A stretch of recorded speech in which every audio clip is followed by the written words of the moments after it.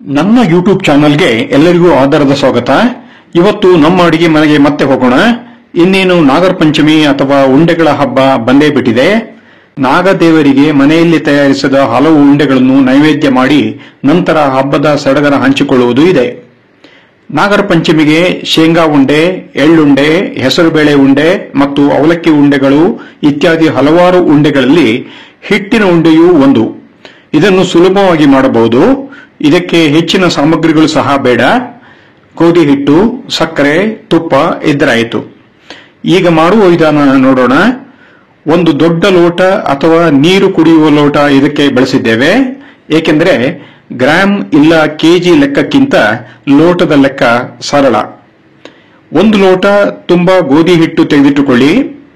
ಹಾಗೆ ಮುಕ್ಕಾಲು ಲೋಟ ಸಕ್ಕರೆ ಬೇಕು. ಇದರ ಜೊತೆಗೆ ಅರ್ಧ ಲೋಟ ತುಪ್ಪ ಸಾಕು. ನಾವು ನಂದಿನಿ ತುಪ್ಪ ಬಳಸಿದ್ದೇವೆ. ಒಟ್ಟಾರೆ ಶುದ್ಧ ತುಪ್ಪ ಇದ್ದಷ್ಟು ಒಳ್ಳೆಯದು. ಇನ್ನು ರುಚಿಯ ಜೊತೆಗೆ ಘಮ ಘಮ ಎನ್ನಲು 4 ಏಲಕ್ಕಿ ಇದ್ದರೆ ಇನ್ನೂ ಒಳ್ಳೆಯದು. ಸರಿಯಾದ ಪ್ರಮಾಣದಲ್ಲಿ ಗೋಧಿ ಹಿಟ್ಟು, ಸಕ್ಕರೆ, ತುಪ್ಪ ಮತ್ತು ಏಲಕ್ಕಿ ಸಿದ್ಧವಾಗಿಟ್ಟುಕೊಂಡ ಮೇಲೆ ಸ್ಟವ್ ಹಚ್ಚಿ ಬಾಣಲೆಯನ್ನು ಇಡಿ. ಬಾಣಲೆಗೆ ಸ್ವಲ್ಪ ತುಪ್ಪ ಹಾಕಿ ಅದು ಬಿಸಿಗೆ ಕರಗುವ ಹಾಗೆ ಮಾಡಿಕೊಳ್ಳಿ. ಈಗ ಸಣ್ಣ ಉರಿಯಲ್ಲಿ ಇಟ್ಟುಕೊಂಡು ಕರಗಿದ ತುಪ್ಪದ ಮೇಲೆ 1 ಕಪ್ ಗೋಧಿ ಹಿಟ್ಟನ್ನು ಹಾಕಿ. ತುಪ್ಪದಲ್ಲಿ ಗೋಧಿ ಹಿಟ್ಟನ್ನು ಹುರಿಯುತ್ತಾ ಹೋಗಿ. ಈಗ ಸ್ವಲ್ಪ ಹುರಿದ ಹಿಟ್ಟಿನ ಮೇಲೆ ಇನ್ನಷ್ಟು ತುಪ್ಪ ಹಾಕಿ ಹುರಿಯುತ್ತಾ ಹೋಗಿ. ಹಿಟ್ಟು ತುಪ್ಪದ ಜೊತೆ ಬೆರೆಯುವಂತೆ ಆಗಲು ಮತ್ತಷ್ಟು ತುಪ್ಪ ಹಾಕಿಕೊಂಡು ಹುರಿಯಿರಿ. ಕನಿಷ್ಠ 10 ರಿಂದ 15 ನಿಮಿಷ ಹೀಗೆ ಸಣ್ಣ ಬೆಂಕಿಯಲ್ಲಿ ಹುರಿಯುತ್ತಾ ಹೋಗಬೇಕು. ಹುರಿಯುತ್ತಾ ಹೋದಂತೆ ಹಿಟ್ಟು ತುಪ್ಪ ಸೇರಿ ಹಿಟ್ಟಿನ ಬಣ್ಣ ಬದಲಾಗುತ್ತಾ ಬರುತ್ತದೆ. ಸಣ್ಣ ಉರಿಯಲ್ಲಿ ಹೆಚ್ಚು ಹೊತ್ತು ಹುರಿದಷ್ಟು ಹಿಟ್ಟಿನ ಉಂಡೆ ರುಚಿಕರವಾಗಿರುತ್ತದೆ. ಘಮ ಘಮ ಪರಿಮಳ ಬರುವಷ್ಟು ಹಿಟ್ಟನ್ನು ಹುರಿದುಕೊಳ್ಳಬೇಕು. ಚೆನ್ನಾಗಿ ಹುರಿದು ಆದ ಮೇಲೆ ಸ್ಟವ್ ಆಫ್ ಮಾಡಿ ಹಾಗೆಯೇ ಆರಲು ಬಿಡಿ. ಈಗ ಮುಕ್ಕಾಲು ಲೋಟ ಸಕ್ಕರೆಯನ್ನು ಮಿಕ್ಸರ್ ಜಾರ್ಗೆ ಹಾಕಿ ಇದರ ಜೊತೆಗೆ ಏಲಕ್ಕಿಯ ಸಿಪ್ಪೆಯನ್ನು ತೆಗೆದು ಏಲಕ್ಕಿ ಕಾಳುಗಳನ್ನು ಸಕ್ಕರೆಯ ಜೊತೆ ಸೇರಿಸಿ.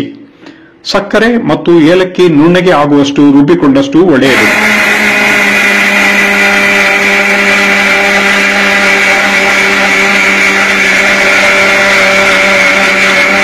ಒಮ್ಮೆ ಜಾರ್ನ ಮುಚ್ಚಳ ತೆಗೆದು ನೋಡಿಕೊಂಡು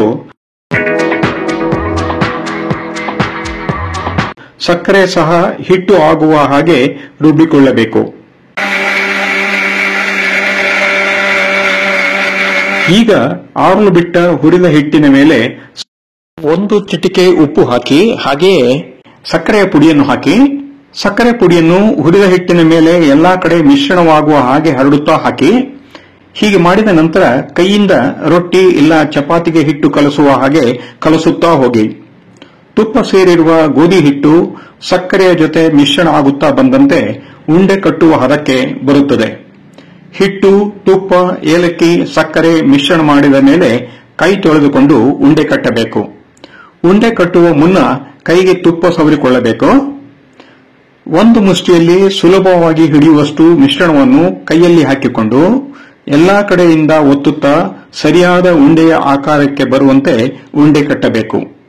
ಬಹಳ ಮೃದು ಇರುವ ಈ ಉಂಡೆಯನ್ನು ಬಿಗಿಯಾಗಿ ಕಟ್ಟಿಕೊಂಡರೆ ತಕ್ಷಣ ಒಡೆದು ಹೋಗುವುದಿಲ್ಲ. ಸ್ವಲ್ಪ ಸ್ವಲ್ಪವೇ ಹಿಟ್ಟನ್ನು ಹಾಕಿಕೊಂಡು ಅಂಗೈಯಲ್ಲಿ ಉರುಳಿಸುತ್ತಾ ಒಂದೊಂದೇ ಉಂಡೆ ಮಾಡುತ್ತಾ ಹೋಗಬೇಕು. ಹೀಗೆ ಉಂಡೆ ಮಾಡುತ್ತಾ ಹೋದರೆ ಸುಮಾರು 20 ಉಂಡೆಗಳು ಆಗುತ್ತವೆ. ಈಗ ರುಚಿಕರವಾದ ಹಿಟ್ಟಿನ ಉಂಡೆ ರೆಡಿಯಾಗಿದೆ. ಎಷ್ಟು ಮೃದು ಎಂದು ನೋಡಲು ಒಂದು ಉಂಡೆಯನ್ನು 2 ಭಾಗ ಮಾಡಿ ನೋಡಬಹುದು. ಸುಮಾರು ಅರ್ಧ ಗಂಟೆಯಲ್ಲಿ ಮನೆಯವರಿಗೆಲ್ಲ ಸಾಕಾಗುವಷ್ಟು ಹಿಟ್ಟಿನ ಉಂಡೆಯನ್ನು ಮಾಡಬಹುದು. ಗೋಧಿ ಹಿಟ್ಟಿನ ಉಂಡೆ ಮಾಡುವ ವಿಧಾನ ಇಷ್ಟವಾಯ್ತಲ್ಲ? ಒಂದು ಲೈಕ್ ಕೊಡಿ. ಹಾಗೆ ಈ ಮೃದು ಮಧುರ ಉಂಡೆ ಮಾಡುವ ಬಗೆಯನ್ನ ಇತರರಿಗೂ ಶೇರ್ ಮಾಡಿ. ಇದರ ಜೊತೆಯಲ್ಲಿ ನಾಗರ ಪಂಚಮಿಗಾಗಿ ಮಾಡಿದ ಈ ಉಂಡೆಯ ಬಗ್ಗೆ ನಿಮ್ಮ ಅನಿಸಿಕೆಗಳನ್ನು ಕಮೆಂಟ್ ಬಾಕ್ಸ್ ನಲ್ಲಿ ಹಾಕಿ. ಅದರ ಜೊತೆಯಲ್ಲೇ ಇನ್ನೂ ನನ್ನ ಚಾನೆಲ್ಗೆ ಸಬ್ಸ್ಕ್ರೈಬ್ ಆಗಿರದಿದ್ದರೆ ದಯವಿಟ್ಟು ಸಬ್ಸ್ಕ್ರೈಬ್ ಆಗಿ ಮುಂದಿನ ಸಂಚಿಕೆಗಾಗಿ ಕಾಯಿರಿ. ಧನ್ಯವಾದಗಳು.